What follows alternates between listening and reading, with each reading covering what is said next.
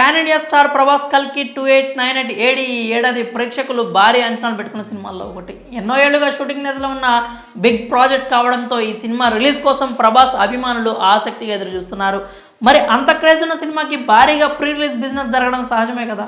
అయితే ఇప్పటికీ అధికారికంగా చిత్ర నిర్మాతలు బిజినెస్ వివరాలు ఇంకా ప్రకటించలేదు. అయితే ట్రేడ్ వర్గాల్లో వస్తున్న వార్తల ప్రకారం కల్కి సినిమా కేవలం థియేటికల్ హక్కుల ద్వారానే 500 కోట్లు రాబట్టే అవకాశాలు ఉన్నాయట.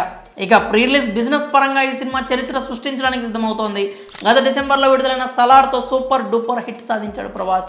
దీంతో కల్కి 2898 ఏడి సినిమా తెలుగు రాష్ట్రాల్లో థియేటికల్ హక్కుల విషయంలో రాజమౌళి, రామ్ చరణ్, ఎన్టీఆర్ల global block buster RRR record break చేయనున్నట్లు ట్రేడ్ రిపోర్ట్లు వెల్లడిస్తున్నాయి.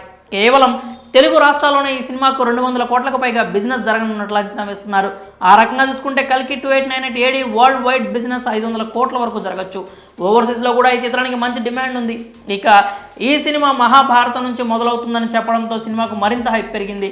ఇక భారీ బిజినెస్కు తగ్గట్లే కల్కి 2898 ఏడి సినిమాకు 2 తెలుగు రాష్ట్రాల్లో టికెట్ల రేటు కూడా మొదటి 10 రోజుల్లో పెంచుతారు. మరి ఈ అడ్వాంటేజ్తో పాటు బాక్సాఫీస్ వద్ద ప్రభాస్, నాగసింహ్ల కల్కి 2898 ఏడి సినిమా ఎన్ని రికార్డులు క్రియేట్ చేస్తుందో చూడాలి. దీనిపై మరి మీ అభిప్రాయం ఏంటో కామెంట్స్ రూపంలో తెలియజేయండి.